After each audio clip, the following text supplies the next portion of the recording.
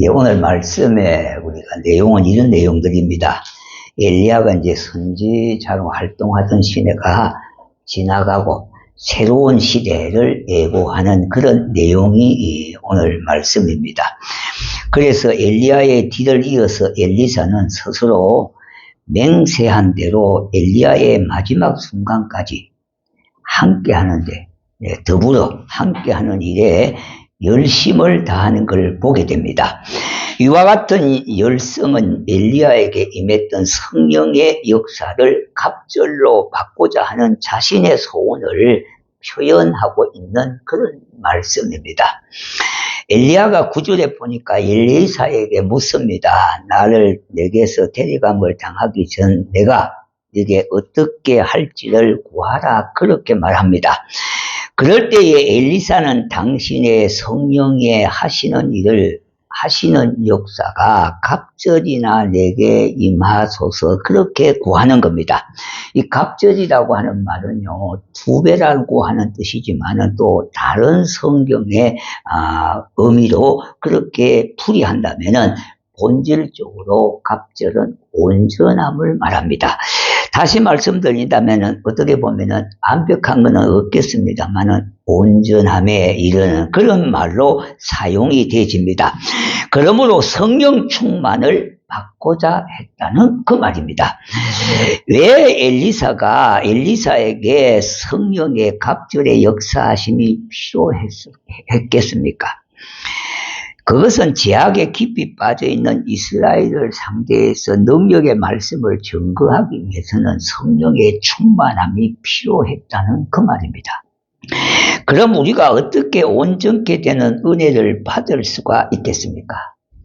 오늘 이 본문에서 엘리사가 갑절의 성령의 능력을 받는 그 사실에서 그 비결을 발견할 수가 있습니다. 자, 그 방법을 몇 마디로요, 몇 구절로 이렇게 요약을 하면 이렇습니다. 엘리사는 부지런히 따라다녔다는 겁니다. 스승이 이리 가면 이리 가고 저리 가면 저리 가고요. 따라오지 말라고 해도 여호와의 사신과 당신의 영혼의 삶을 가리켜 거듭거듭 어떻게 합니까? 따라가겠나이다. 그렇게 맹세까지 하고 있습니다. 이런 중심으로 끝까지 따라갔다는 겁니다. 예, 굉장히 중요한 겁니다. 우리가 예수 따라가고 말씀 따라가고 성령님 인도함을 받고 하는 그런 내용과 같은 겁니다. 자, 이처럼 신앙에는 열정이 필요한 때가 있습니다. 우리도 이러한 마음으로 주님 따르는 삶의 부지런함이 있어야 하겠습니다. 그래야 하나님의 능력을 더더욱 힘있게 대해지는 겁니다. 자, 그렇다면 오늘 이 본문은요, 은혜를 사모하는 모든 사람에게 아주 귀한 진리가 대해지는 겁니다. 그럼 구체적으로 어디로 따라가야 하겠습니까?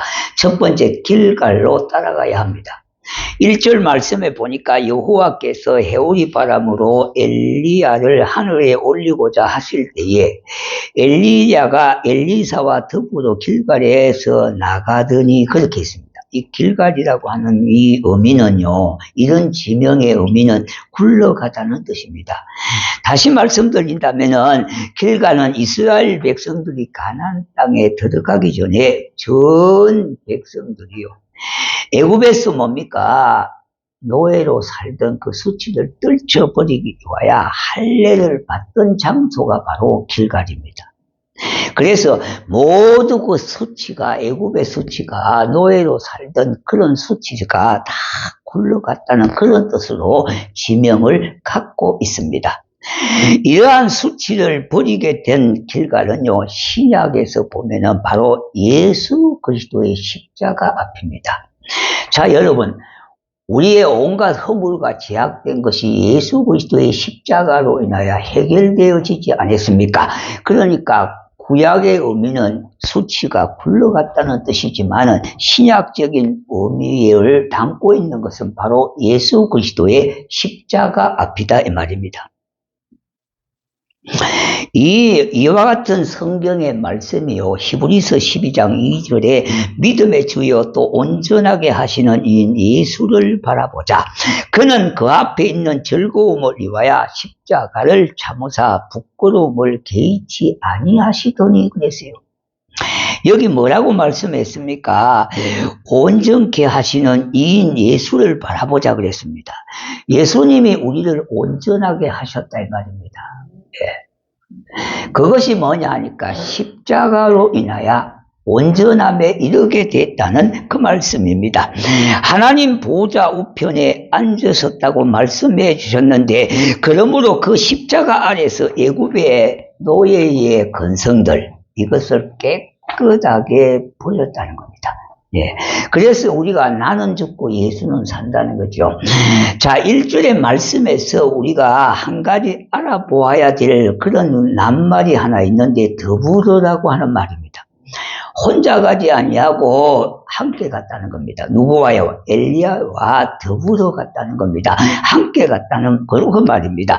이처럼 예수님이 십자가를 지시면 나를 위하여 죽어주시고 나를 위하여 살아주심으로 이제는 내가 그리스도와 더불어 장사 지낸 바 되어졌고 그와 함께 예수의 생명 안에 들어가게 되어졌다 이 말입니다. 그래서 우리가 예수를 믿고 구원을 받게 되어지면은 성령님이 우리 안에 내주하셨죠. 그래서 이 말을 예수 그리스도 아니다 그랬어요. 바울 서신에 보면은 사도 바울이 이 말을 자주 썼습니다. 그리스도 예수 안에 내가 그리스도 안에. 이런 말들을 바울은 여러 번 이렇게 거듭 강조하고 있습니다. 이렇게 은혜 받아 예수의 공로로 내가 죽을 때에 주님과 더불어 먹고 마시는 삶이 되어지는 겁니다. 내가 주와 더불어, 주는 나와 더불어 먹고 마시는 삶이 이루어지게 되어지는 겁니다. 다시 말씀드린다면 내 속에 천국이 임했다, 그런 말씀입니다. 그러므로 우리는 날마다 십자가 앞으로 나아가 나는 죽고 예수님이 살아나야 된다는 거예요. 자, 여러분, 우리의 삶 속에 내가 죽으면 예수가 점점 더 살아나게 되는 겁니다. 우리의 삶 속에도 마찬가지입니다. 내가 살면은 예수가 죽어요. 내가 죽어지면은 예수님이 살게 된다 이 말이에요.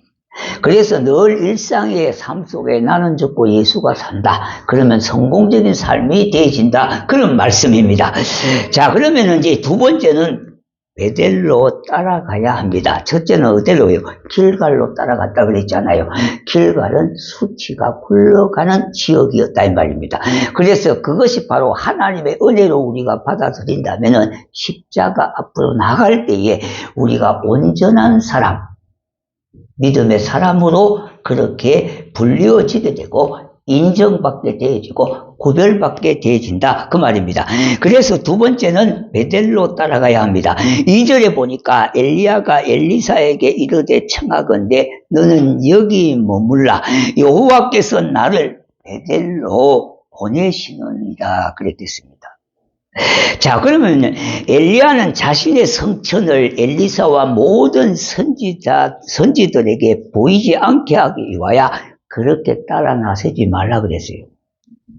그런데 엘리사는 끝까지 뭡니까? 충성스러운 마음, 따라가야 되겠다고 하는 그런 열정을 갖고 끝까지 그렇게 따라가고 있음을 보게 되어집니다.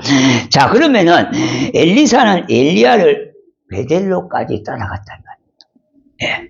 그래서 베델은 어디입니까? 바로 하나님의 집을 가리키고 있습니다. 이 하나님의 집은요, 하나님을 공식적으로 만나는 장소입니다. 그러므로 한마디로 예배의 자리에까지 왔다는 겁니다. 창세기 28장 10절과 12절에 야곱이 브엘세바를 떠나서 하란으로 가다가 한 곳에 이르러 유숙하게 되어졌는데 거기에서 꿈에 본 사닥다리가 있었습니다. 야곱이 이곳에서 하늘에 놓인 사닥다리를 보고 복을 받았다고 말씀해 주셨는데요. 바로 하나님과 연결됨을 말씀하고 있지 않습니까? 그래서 하나님께로부터 은혜와 복을 받았다는 말입니다. 이 베델에 주는 교훈은요, 늘 하나님 앞에 나와 예배하고 경배하는 것이라는 겁니다. 이러한 예배가 영성의 기초가 되는 겁니다. 또한 이와 같은 예배가 내 심령의 부흥이 되어지는 것이고, 예배가 능력 있는 삶의 기초가 되어지는 겁니다. 그래서 성도들은 어떻게 해요? 예배의 성공자가 되셔야 돼요. 우리가 예배를 드릴 때에 그냥 한번 예배 드리자 이렇게 생각하지 마시고, 기도하는 마음으로, 준비된 마음으로 예배를 드려야 된다는 겁니다. 왜 그러냐 하니까 예배자의 자세와 태도가 중요하다 이 말입니다. 그래서 할 수만 있으면은 이런 자세를 가지고 예배에 임해야 되지요. 아이고 빨리 예배 한번 드리고 맙시다 이렇게 그런 식으로 취급을 해서는 안 된다 이 말입니다. 왜? 마음의 중심이 이미 잘못됐죠. 예. 그렇기 때문에 예배가 가장 먼저 우선이 되어지요. 예배가 도외시 되어지고 뒤로 물러가서는 안 된다 이 말입니다. 모든 일을 할 때에 우리는 예배부터 먼저 드리잖아요. 지난번에 임직식 할 때도 예배를 먼저 드리고 임직식을 했죠. 똑같아요. 이 임식을 할 때도 예배를 먼저 드리고 이 임식을 하는 겁니다. 예. 은퇴식을 할 때도 마찬가지입니다. 예배를 먼저 드리고 은퇴식을 하는 거죠. 예. 그와 같은 순서를 도외시 말아야 된다 이 말입니다. 자, 이런 것을 우리가 도외시 해버리고 다른 방법으로 은혜를 받으려고 하면은 사탄이 틈타는 일도 많고요. 시험 드는 일들도 허다하게 그렇게 보아지게 되는 겁니다. 물론 우리가 하나님 앞에 나와서 시간을 정해놓고 예배를 드리는 이 정기적인 모임 이것도 중요하지만은 우리의 삶 속에 삶의 예배가 더 중요하다고 하는 사실을 우리가 꼭 잊어버리지 말아야 된다 이 말입니다. 자, 그래서 여기 베델로 가는 길에도 강조되는 문구가 있습니다. 2절에 보니까 여호와께서 살아계신가 당신의 영혼이 살아있음을 두고 맹세하노니 내가 당신을 떠나지 않게 한다 이 말입니다. 떠나지 아니하겠나이다 이 말입니다. 엘리사는 엘리야의 대선지의 곁을 떠나지 않겠다고 하는 강렬한 결심을 나타내고 있습니다. 엘리사가 이렇게 하면 바로 하나님을 멀리하는 삶이 아니라 하나님을 더더욱 가까이 하는 삶의 표현을 여기에 나타내고 있는 겁니다. 그러니까 우리 신앙에는 때로는 철저함이 필요할 때도 있어요. 우리가 이런 마음을 자꾸 가지지 않으면은 점점 우리의 삶 속에 하나님의 뒤로 밀리게 되지고요. 우리의 시야에서 사라지게 되는 데가 허다히 많다 이 말입니다. 그렇기 때문에 어떻든지 자꾸 주님 앞으로 가까이 가는 그런 삶을 살다 보면은요, 우리의 신앙의 마디가 이렇게 자꾸 이렇게 되어 있어서 결국은 견고한 신앙으로 서게 되어진다 이 말입니다. 자, 우리가 대나무를 보십시오. 대나무는 마디가 있기 때문에 부러질 듯하고 넘어질 듯까지만 다시 서고 하는 겁니다. 그와 같습니다. 우리가 인생살이에서요, 신앙생활이 우리가 늘 좋은 때만 있는 게 아니잖아요. 살다 보면은 참 말할 수 없는 여러 가지 말 못할 일들도 있기 때문에 우리가 주저주저 할 때도 있고요. 퇴보할 때도 있고 낙심할 때도 있다 이 말입니다. 물론 뭐 크고 작은 낙심이 있을 수가 있어요. 그러나 넘어질 것 같지만 넘어지지 않는 것은 이 마디가 있기 때문에 그래요. 그래서 우리는 신앙의 견고함을 가지는 것이 중요하다 이 말이에요. 엘리야는 늘 하나님과 영적 소통을 통해서 영적인 각성을 가지게 된 겁니다. 그렇게 할 때 온전하게 하시는 주의 은혜가 그와 함께 했다는 겁니다. 혹시 하나님과 교제하며 영적인 호흡을 하는 기도, 우리 모두가 힘써서 기도하는 일을 회복해야 하겠습니다. 참 우리가 늘 부담을 갖기도 하지만 늘 잘 안 되는 것이 이 문제입니다. 그래서 우리가 할 수만 있으면 좀 의식적으로도요, 기도하는 일을 좀 힘써야 되겠다고 하는 이런 생각과 마음을 꼭 가져야 돼요. 다른 것은 좀 부족해도 괜찮아요. 이런 거는 거룩한 욕심이고요. 이런 생각들은 하나님이 기뻐하시는 생각들이에요. 그래서 우리가 이번 다가오는 금요 기도에도요, 우리가 한 달에 한 번 하잖아요. 그러니까 철저하게 좀 나와야 되겠다, 이런 마음을 가져야 된다 이 말입니다. 신앙에는 철저한 시간관념도 필요하고 철저하게 구분하는 것도 필요하다 이 말입니다. 왜? 이것이 하나님이 기뻐하시는 일이야. 그래서 신앙생활의 능력은요, 하나님의 말씀과 기도함에 있어요. 하나님의 말씀과 기도함에 능력이 있다 이 말입니다. 그렇기 때문에 우리가 이 두 가지를 참 잘 균형 있게 그렇게 이끌어가는 것도 중요한 그런 요소가 되어지는 겁니다. 자, 첫 번째는 길갈로 따라갔다 그랬죠. 그러니까 두 번째로 베델로 따라갔다 그랬습니다. 자, 그러면 세 번째는 요단강으로 따라갔습니다. 자, 6절에 보니까 엘리야가 또 엘리사에게 이르되 청하건대 너는 여기 머물라, 여호와께서 나를 요단으로 보내시느니라, 그렇게 말씀했습니다. 이 요단강은요, 레바논 보면 헬몬산에 있습니다. 뭐 물론 이스라엘하고 국경입니다만은도 거기에서 흘러내리는 아주 눈이 많이 오는 지역입니다. 그래서 얼음에서 녹아서 물이 내리는 그것이 요단강을 이루었어요. 자, 그래서요, 그것은 가나안의 생명줄과 같은 겁니다. 그럼 대체 이 요단은 우리에게 무엇을 의미하는 것입니까? 이렇게 보는 관점은 여러 가지 의미가 있겠지만은 오늘 이 본문 8절과 또 14절에 보면은 요단강을 갈랐던 것을 참고해 볼 때에 행함이 있는 믿음을 상징하고 있는 겁니다. 자, 그러면 이 믿음은요, 생명력 있는 하나님의 말씀에 근거한 신앙이었다 이 말입니다. 잘 아는 대로요, 이때가 언젠가 하면은요, 이스라엘 백성들이 요단을 건너야 될 때는 언젠가 하면은요, 모맥을 거두는 시기이기 때문에 요단강에 강물이 범람하는 때예요.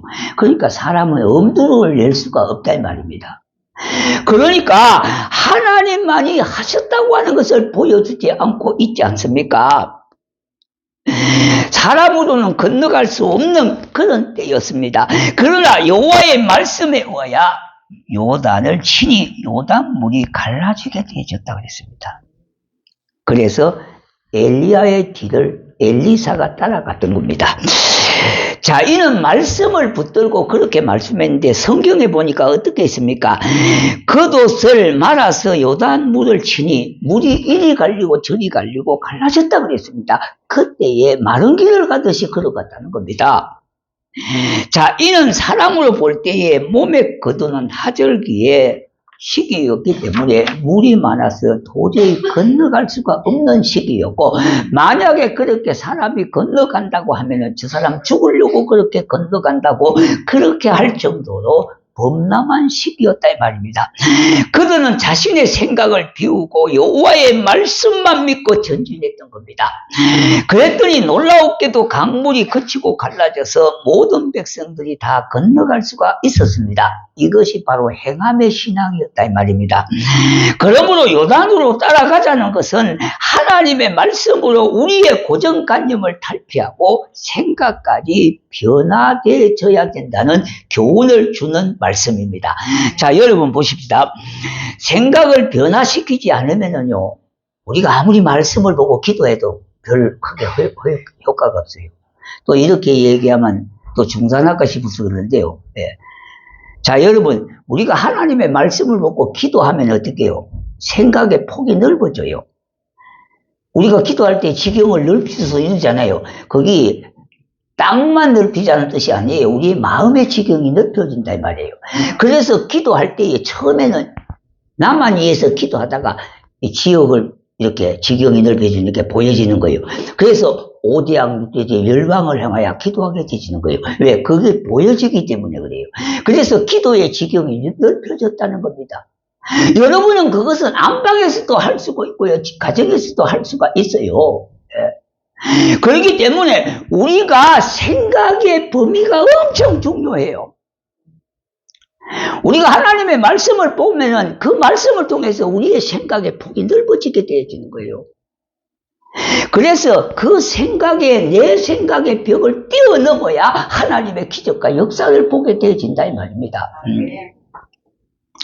자, 계시록에 나오는 세 번째 교회가 버가모 교회입니다.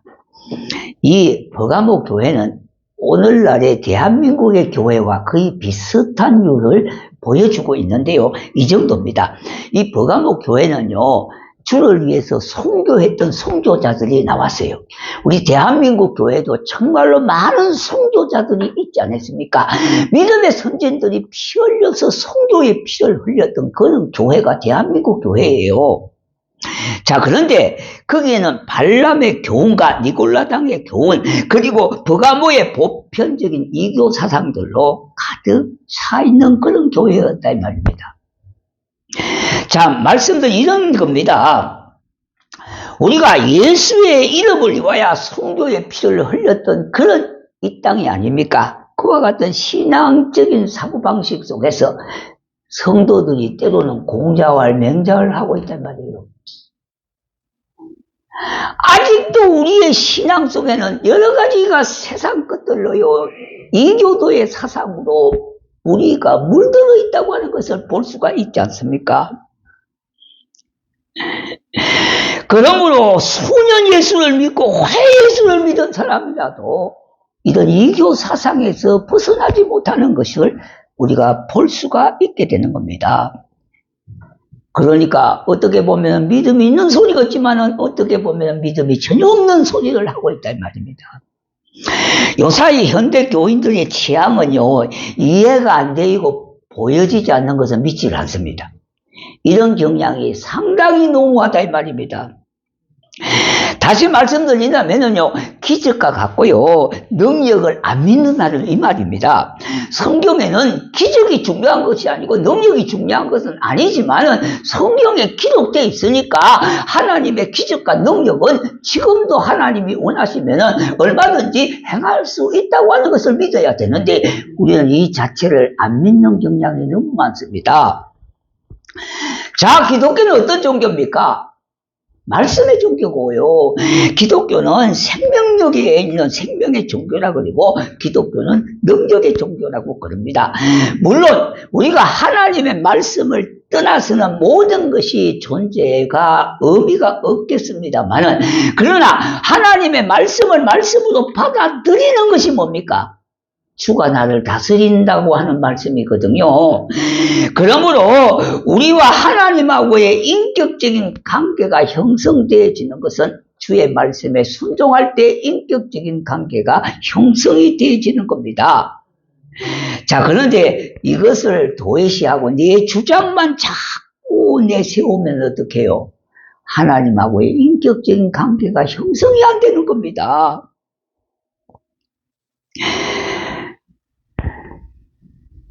여러분들도 저도 그런 말을 들을 때가 있습니다. 아빠, 아버지 그런 얘기를 다른 사람한테 하면은 꼰대 소리를 아빠가 듣는다고, 이런 말을 가끔 듣습니다. 우리가 늙으시고요, 나이가 들면은 이런 소리를 다반사로 듣습니다. 옛날에는 어른들의 경험이 많기 때문에 젊은 애들이 어른한테 배워야 되고요. 그리고 뭔 말을 하면 야 놈아, 다 우리가 살아봤다, 이 말이 틀리다 그러면 그게 법이었습니다. 그게 하나의 규정이었습니다. 그것이 하나의 가정의 신조였습니다. 그런데 요새는 안 그렇습니다. 시대가 많이 변한 것을 모릅니다. 요새는 시대를 과거, 현재, 미래를 한눈에 다 내다봅니다. 그러니까 어떻게 보면은요, 다 그런 건 아니지만 많은 부분을 젊은 사람들에게 배워야 됩니다. 그런데 자꾸 우리는 옛날 걸 붙잡고요, 내 생각만 붙잡고 내 것만 옳다고 생각하니까 꼰대 소리를 듣는다는 말입니다. 왜 그래요? 마음의 벽이 딱 쳐있기 때문에 더 이상 다른 것은 전혀 생각하지 않고 다른 말은 귓전에 들려오지도 않습니다. 물론 이것은 나이가 꼭 많아서 꼰대가 아니라 젊은 사람들 중에도 꼰대가 많습니다. 어떻게 보면은 애골수인 사람이 있지 않습니까? 진영 논리에 완전히 쩌들어 가지고요, 다른 사람 말은 절대 듣지 않는 이런 사람들도 젊은이들도 많고 아줌마들에게도 많다 이 말입니다. 예, 그러니까 꼭 늙어서 꼰대가 아니라 젊은 사람들 중에도 꼰대가 있고 아줌마들에게도 꼰대가 너무 많습니다. 예, 또 아줌마라 그러니까 또 이게 아저씨들에게도 너무 많다 이 말이에요. 자, 여러분, 나만 옳다고 주장하는 것은 아니에요. 그래서 우리가 하나님의 말씀이 우리 속에 촉촉하게 자꾸 은혜가 주입이 되어지면은 내 생각은 점점 작아지게 되고 하나님의 말씀으로 우리의 심령 속에 자리 잡게 되어지면은 다른 사람의 이야기가 우리에게 들려온다 이 말입니다. 자, 우리가 잘못 생각하는 거는요, 이런 겁니다. 다른 사람이 얘기하는 것이 틀렸다고 자꾸 주장합니다. 여러분, 틀린 것이 아니라 나와 의견이 다른 것 뿐이지 틀리다고 그러면 안 됩니다. 그러면 상대방이 틀렸다고 그러면 나는 맞았다는 거 아닙니까? 그거같이 교만한 것도 또 없어요. 뭘 좀 모르잖아요. 자기가 얼마나 무지하고 얼마나 겸손해야 됨에도 불구하고 우리는 자기는 옳다고 주장하니까 다른 사람은 틀렸다는 겁니다. 여러분, 절대 그런 생각에서 벗어나야 합니다. 왜냐? 다만 생각이 다를 뿐이라는 겁니다. 예. 자, 이제 말씀을 좀 돌아가 보겠습니다. 그러므로 잠언서 23장 7절에 보니까 대저 그 마음의 생각이 어떠하면 그 의인도 그러한즉 그렇게 말했습니다. 그러므로 우리는 항상 하나님의 말씀을 가지고 배워야 되고 말씀을 받아들임으로 인하여 변화되어지는 새로운 삶을 살아가야 하겠습니다. 예수님께서도요, 가나 혼인집에 가셔서 6 항아리에 물을 가득히 채우라고 하신 다음에야 그 물을 변화시켜 주셨습니다. 다시 말씀드린다면 영적인 변화는 하루아침에 되어지는 것이 아니라 조금씩 영적으로 채워지고 어느 때에 만땅이 되어지고 넘쳐나게 되어지는 거예요. 우리가 기도하는 것도 마찬가지입니다. 어느 날 갑자기 기도에 능력이 임하는 것이 아니라 조금씩 쌓아나갈 때에 되면 넘쳐나게 되어지는 거예요. 그래서 우리의 신앙생활도 지금부터라도 어떻든지요, 하나님 앞에 기도하는 중심, 말씀을 가까이 하는 중심을 가진다면은 그것이 채워지고 쌓여져서 언젠가는 그것이 능력 있는 삶으로 우리의 삶 속에 나타나게 되어진다 이 말입니다. 내 생각은 한숨만 있으면 십자가 안에 내려놓고 주의 말씀으로 우리의 심령을 거듭 채워진다면 다른 사람의 이야기가 들려오게 되어지고요, 다른 사람의 아픔이 나의 아픔으로 보여지게 되어지는 거예요. 그게 은혜를 입은 사람이잖아요. 자, 그러면 이제 네 번째요. 어디로 가느냐 하니까 여리고까지 따라가세요. 자, 첫째는 길갈로 따라가야 되고 베델로 따라가야 되고 두 번째, 세 번째는 요단강으로 따라가야 되고 마지막 여리고로 따라가야 됩니다. 4절에 보니까 엘리야가 저에게 이르되 엘리사야 청컨대 너는 여기 머물라 여호와께서 나를 여리고로 보내시느니라 그렇게 말합니다. 저희가 여리고로 이름에 그렇게 했는데 여리고는 어디입니까? 여리고는 한마디로 무너뜨려야 될 겁니다. 무너뜨려야 돼요. 우리의 마음의 묵을 무너뜨려야 돼요. 우리의 고정관념을 무너뜨려야 돼요. 우리의 부패된 심령을 무너뜨려야 돼요. 그러니 이 신앙은 평온한 가운데 열매만 따먹는 것이 아니라 좁게 보면은요, 우리 자아 속에 있는 것들을 무너뜨려야 되기 때문에 어떤 것들이 우리 자아 속에 가득 있습니까? 염려와 원망과 불평, 게으름, 의심 이런 것들을 넘어뜨려야 되고 벗어나야 될 것다 이 말입니다. 다시 말씀드린다면 이 세상의 불신앙과 우리를 넘어뜨리는 악한 것들로 싸워야 된다 이 말입니다. 다시 말씀드린다면 신앙생활은 영적인 전투 생활입니다. 그러므로 우리가 이 땅에서 살아가는 동안 하나님 나라를 위하여 영적인 싸움을 계속해야 함을 교훈하고 있는 말씀입니다. 이것이 능력받는 길이고 신앙생활에서 승리의 자리로 이끌림을 받는 비결이기도 합니다. 에베소서 6장 10절과 11절에 정말로 너희가 주 안에서와 그의 힘의 능력으로 강건하여지고 마귀의 계계를 능히 대적하기 위하여 하나님의 전신갑주를 입으라고 말씀했습니다. 전신갑주를 입고 사단과 싸우는 것이 주 안에 사는 법입니다. 그래서 우리는 영적 전투는요, 주님 오시는 그날까지, 내가 이 세상을 떠나는 날까지 계속되어지는 거예요. 그래서 어떠든지 영적으로 자꾸 대적자와 싸우는 것이 결국 내가 주님 안에 사는 길이라 이 말입니다. 전신갑주를 입고 사단과 싸우는 것이 주 안에 사는 방법이라 그랬습니다. 그것이 그 힘의 능력으로 강건해지는 길이기도 합니다. 그러므로 계속하여 신앙의 싸움을 해 나가시기를 바랍니다.